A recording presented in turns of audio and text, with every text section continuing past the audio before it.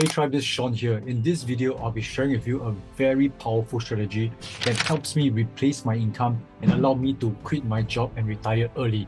This strategy is called the Wheel strategy, and I didn't know that it had a name until many years later. But when I discovered it almost more than 15 years ago, it created an income for me consistently every single month.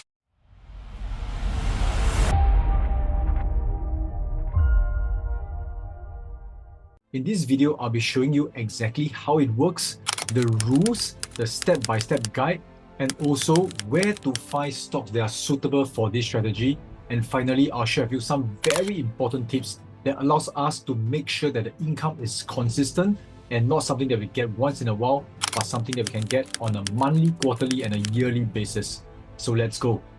This strategy is called the Wheel Option Strategy. And I did not know that this is a formulated strategy until years later. I actually started by learning how to sell puts on stocks that I wanted to buy.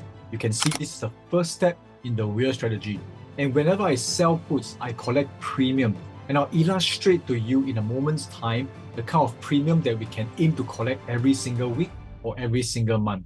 Now, when we sell put, what is happening is we are promising to buy the stocks in case the stock price goes down.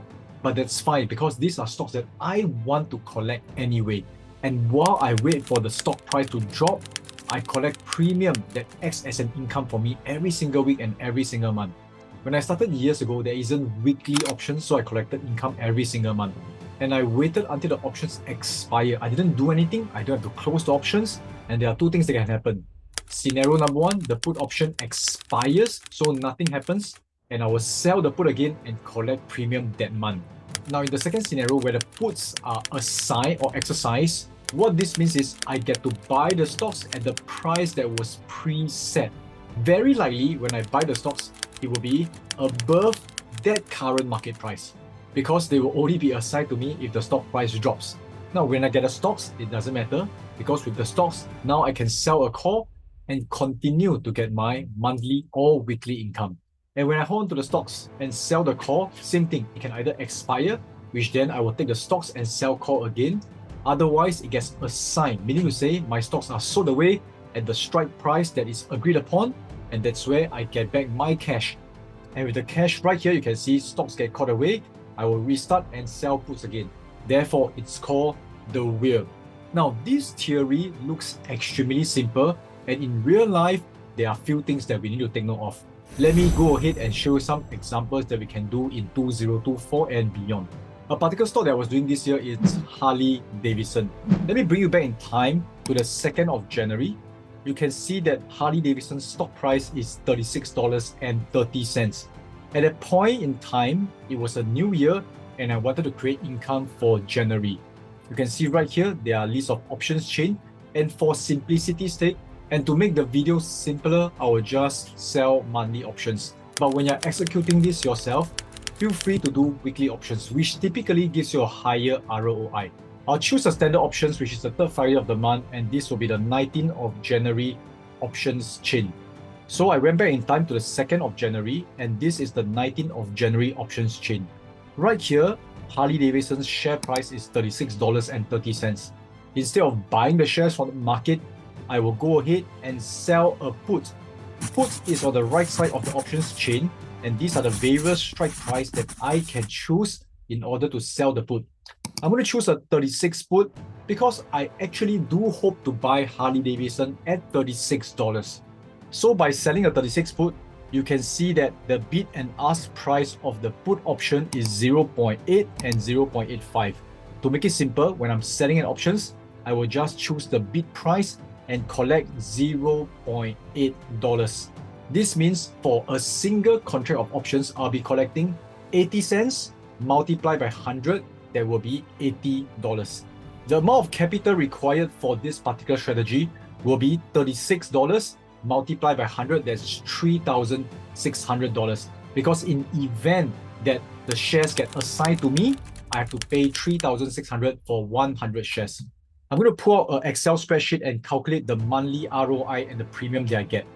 So the premium that I get for January was $80 and the capital was $3,600. You can see I'm collecting a 2.2% of premium. Obviously, if you want more income, example $800 or even $8,000, all you need to do is to increase the capital or look for stocks that gives you higher ROI. But typically, a 2% ROI every single month on the premium, it's considered pretty decent, so I suggest you look at that particular range. Let's take a look at what happened 1 month later. Because this particular option expires on the 19th of January, let us go to 22nd of January. That will be the Monday after it expires. On the 22nd of January, we can see that Harley-Davidson is $33.83.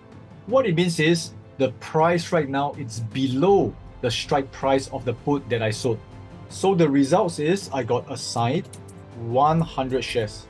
Now remember, the price that I bought these 100 shares will be $36 because there was a strike price. I remember that because my capital is $3,600, and that happened because it's $36 multiplied by 100. So I paid $3,600 for these 100 shares. After I got assigned, what I'm going to do is to look at the February options chain. The third Friday of February will be 16th of February options chain. And right now, what I'll be looking at is the 36 call option. Reason being, now I'm holding on to the stocks, I can do a covered call strategy. A 36 call options, when I sell it, it means that I'm promising to allow people to buy my shares at $36. Remember, I bought these shares at 36. I do not mind if someone buy it for me at 36. And you'll be asking, why is it at 36? You should put it at 37 or 38. That's true. However, my main objective for this strategy is for income. So let's look at a 36 call premium. A 36 call, the premium will be 0.75.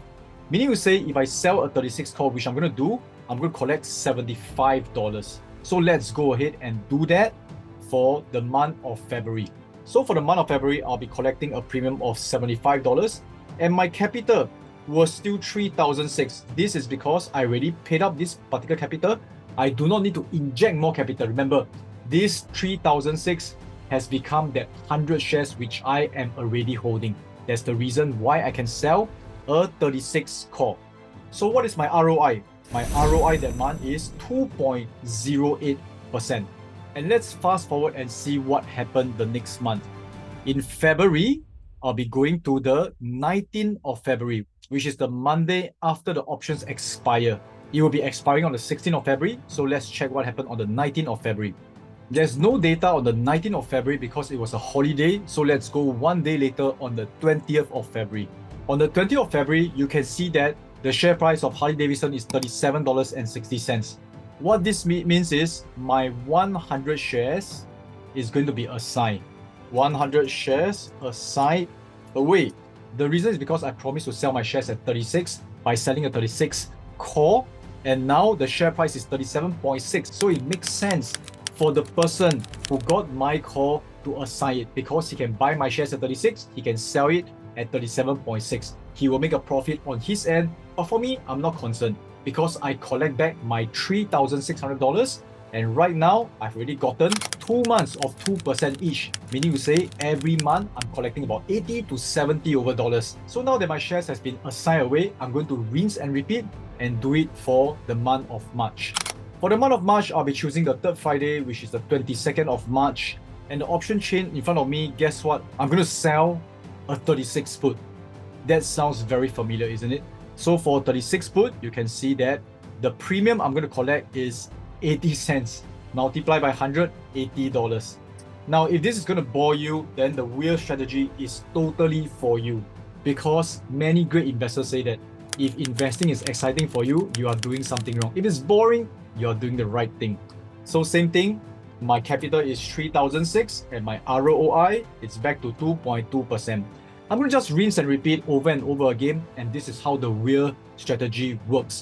Now, when does it stop working? It stops working when this particular stock shoots up and it becomes too expensive to chase. So let me just give you some context. Harley-Davidson is generally ranging, but there are certain point in times when I sell a 36 call, the stock price went all the way up to 42, and by then it is not worth to go and sell a 36 put because the income will be too low. At that point in time, what I'll do is I will shift my capital into other stocks that is suitable. Now, where do we find such suitable stocks? I would like to recommend you this particular website that I use that's called FinViz, financial visualization at finviz.com.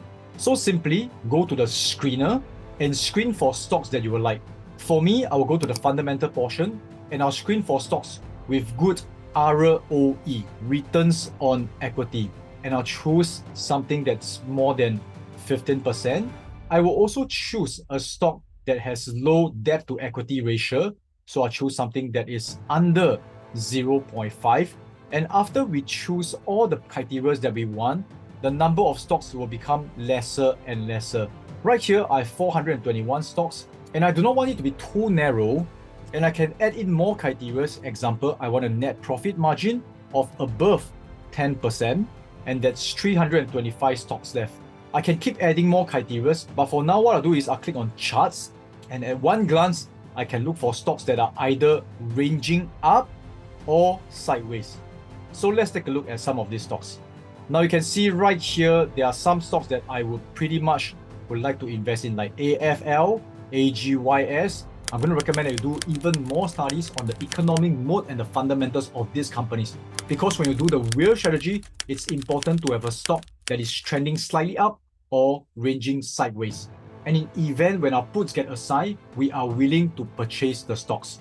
Stocks that are probably not touched will be downtrend stocks like BTU, or even stocks that is very choppy like BWLP. So these are some of the key stocks that you can look at. So overall, the real strategy is something so powerful, it creates consistent income. And the last tip for you is this: as your capital grows bigger, I'm going to suggest that you diversify this into multiple stocks, because from our experience, there's no one particular stock that's 100% guaranteed to always be going up, unless you're talking about ETFs like SPY, BOO, and other particular sector ETF that's always growing. So I do hope that this video helps you. If you've got any questions, please make comments below and let me know if you want to go more in depth into other option strategies. I will see you in the next video.